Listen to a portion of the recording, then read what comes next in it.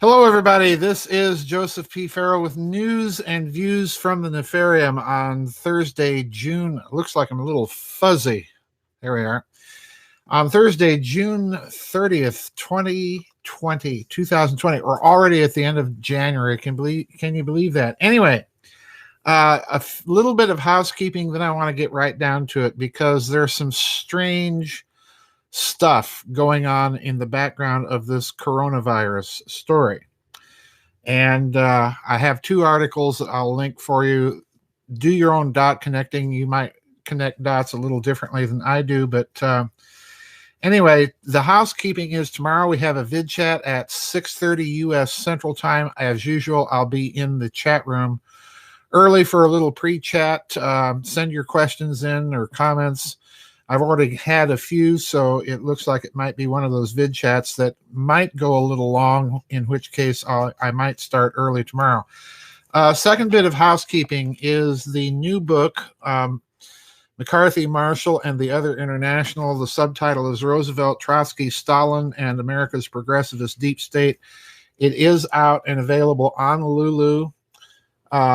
There is a link on the website homepage. This is kind of part two of the earlier McCarthy book. I found some very, very strange connections with the man that I had to write about. So that's out and available on Lulu. Just go to the homepage. You'll see a picture of the book cover, and you can press that, and it'll take you right to the link. Anyway, let's get started here. This coronavirus story is very, very odd because already we've had people on the internet challenging the numbers, the graphs, the outbreak. There has been already an article that suggests that there was a link to a Canadian, the National Institute of Microbiology or something in Winnipeg, Manitoba.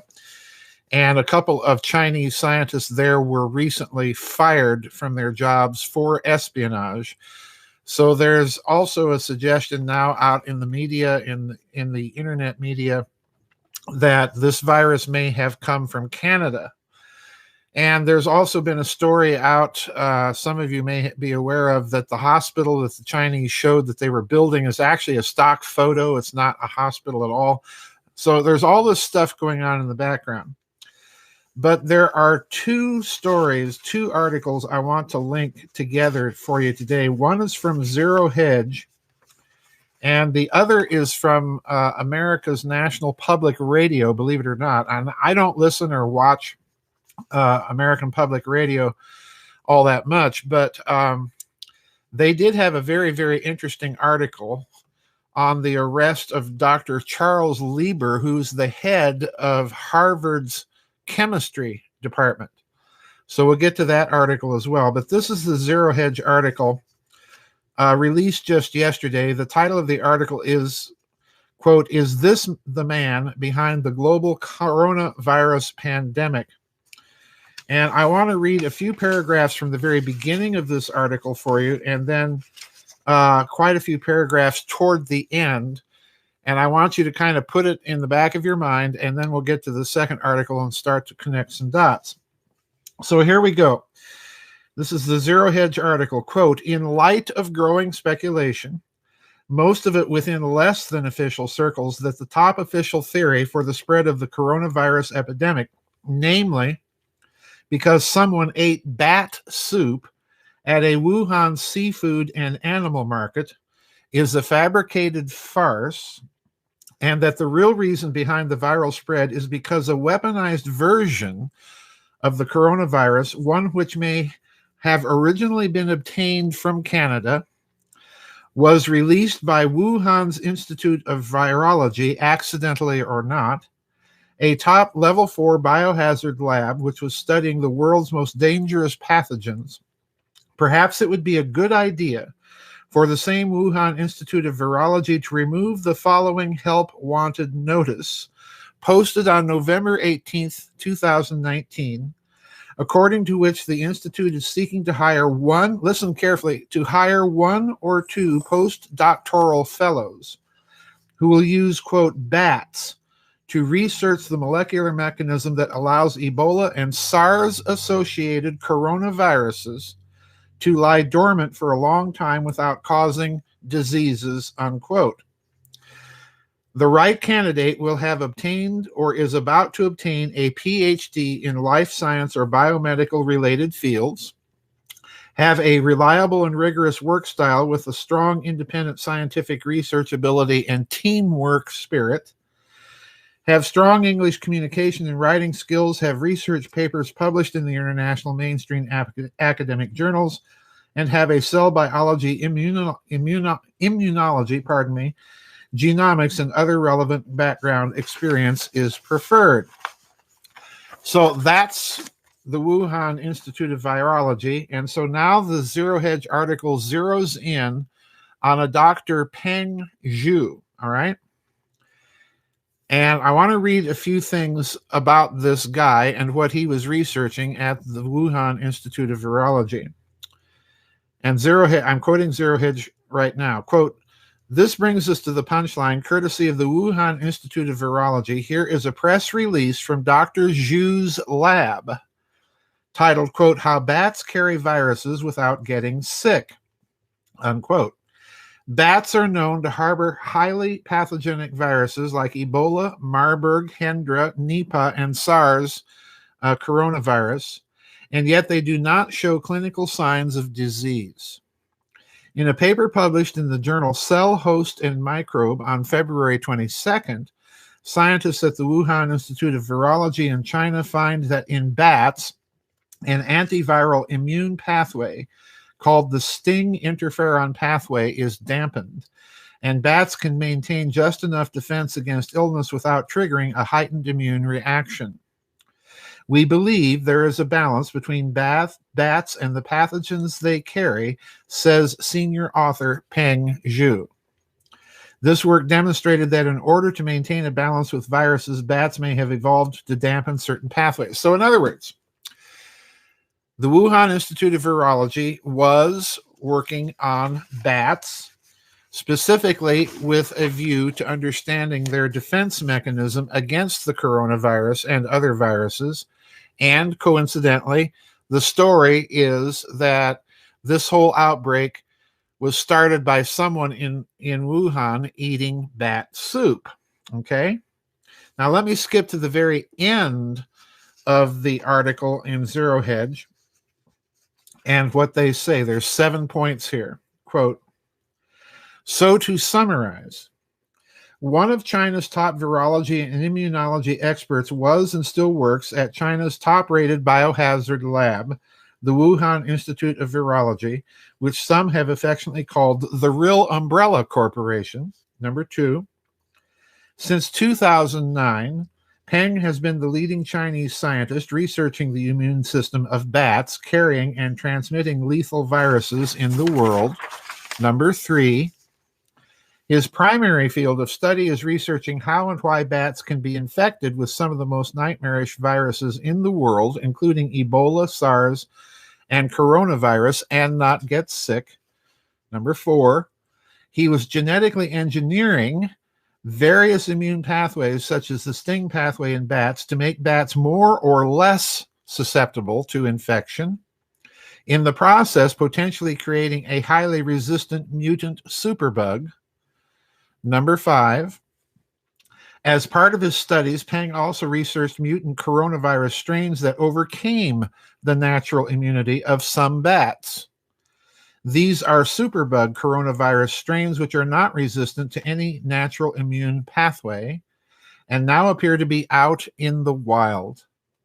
Number 6, as of mid-November, his lab was actively hiring inexperienced postdoctoral fellows to help conduct his research into super coronaviruses and bat infections. And finally, number 7, Peng's work on virology and bat immunology has received support from the National Yuqing Fund, the pilot project of the Chinese Academy of Sciences, and the major project of the Ministry of Science and Technology, unquote. All right, now, put all of that in the back of your mind. The Wuhan Institute of Virology was researching bats for their immune responses to various deadly viruses, including types of coronavirus, including SARS. Number two, the fellow behind it was Peng Zhu, and he was apparently genetically modifying bats to tinker with their immune system, and in the process either created accidentally or deliberately a superbug version of all of this, and this gets out into the general population, either accidentally or deliberately. We don't know. So we've got a Canadian connection. We have the Wuhan Institute of Virology and so on. Now, I want to go to the second article because this hit me like a bombshell. And the article is at National Public Radio. It's titled, "Acclaimed Harvard Scientist is Arrested, Accused of Lying About Ties to China." Now, folks, this is the chairman, Charles Lieber, Dr. Charles Lieber. This is the chairman of the chemistry department at Harvard University, and incidentally, a university professor. In other words, he holds a title of university professor, which only about 25 professors on the faculty of Harvard have that title. In other words, he's a professor for the whole university. All right. So it's a very, very highly placed faculty member of Harvard University. Now, recently, he was just arrested by federal officials in this country. But wait till you hear what may be the connection. This is, again, from National Public Radio. The article's titled, "Acclaimed Harvard Scientist is Arrested and Accused of Lying About Ties to China." Quote, "Charles Lieber, the chair of Harvard University's Department of Chemistry and Chemical Biology, has been arrested and criminally charged with making, quote, false, fictitious, and fraudulent statements, unquote, to the U.S. Defense Department about his ties to a Chinese government program to recruit foreign scientists and researchers. The Justice Department says that Lieber, age 60, lied about his contact with the Chinese program known as the Thousand Talents Plan, which the U.S. has previously flagged as a serious intelligence concern. He is also accused of lying about a lucrative contract. Here it comes, folks. Listen, about a lucrative contract he signed with China's Wuhan University of Technology. In an affidavit unsealed Tuesday, FBI Special Agent Robert Plum said Lieber, who held a Harvard research group focusing on nanoscience, had established a research lab at the Wuhan University, apparently unbeknownst to Harvard. Apparently. Now, I'm not buying that for a moment, but we'll get back to that at the end of this news and views. Skipping a few paragraphs. The arrangement between Lieber and the Chinese institution spanned significant periods of time between at least 2012 and 2017, according to the affidavit. It says the deal called for Lieber to be paid up to $50,000 a month, in addition to $150,000 per year for living and personal expenses. $200,000. Lieber was also awarded more than $1.5 million by the Wuhan University of Technology and the Chinese government to establish a research lab and conduct research at Wuhan University of Technology, the document states. So in other words, I'm suspecting that it's this tie and that research lab now that is the real story, okay? And again, we have a tie to Harvard. Skipping a few paragraphs here. Lieber's work ranged from looking for new ways to produce nanoscale materials to researching areas nanoelectronic sensors and developing cyborg tissue that would integrate nanoelectronic devices into synthetic tissue. So I have to wonder if there is a hidden story with this coronavirus that may be nanotechnology related. In other words, are we really dealing with a modified coronavirus, or are we dealing with that plus something else? In 2017, Harvard bestowed its highest faculty honor on Lieber, naming him a university professor, a title he shared with only 25 other faculty members, as the Harvard Gazette reported. But the acclaimed academic is now barred from the university's campus. And I'm going to leave it there. Now, so in other words, we now have a tie between the head of the Harvard College's Department of Chemistry and this viral institute in China where all of this outbreak occurred, plus that strange Canadian connection. So it looks to me like what we're looking at, number one, is a network of some sort, an academic network of some sort. And my question is, how does a university professor and the chair of an entire department at Harvard University do all of this without the university knowing about it? In other words, are we looking at a deeper relationship between Harvard University and what's going on? Now, the reason I raise that is, if all of you are familiar with the Rape of Russia story, the Harvard Endowment and Institute for International Development was very heavily involved in the Rape of Russia. So in other words, we're dealing with an academic institution with its own sort of geopolitical economic agenda.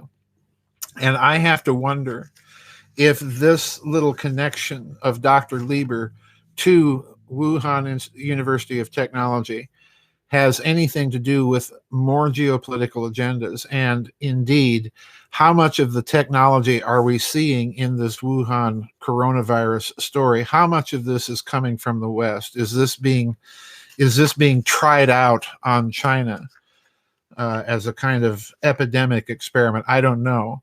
But I do find these connections extremely suspicious, and particularly the timing, because this Harvard professor, you'll recall, was arrested within just the last 2 to 3 days. So in other words, I do think that this story is definitely related to this outbreak and that we're not being told the whole story. Anyway, let's see. Anyway, there's all sorts of commentary that I haven't been watching in the chat room, and I apologize for that. It's hard for me to talk and keep my thoughts straight and follow the chat room. But anyway, don't forget tomorrow, folks, we do have the vid chat at 6:30. I'll be in there early for pre-chat. The new book, kind of part 2 on Senator McCarthy, is out on Lulu. I've already had a couple people read it. They got their copies before I did, and they liked it. So apparently it's hitting home. Anyway, that's it for this week's news and views, folks. I'll see you on the flip side. Bye-bye, and God bless.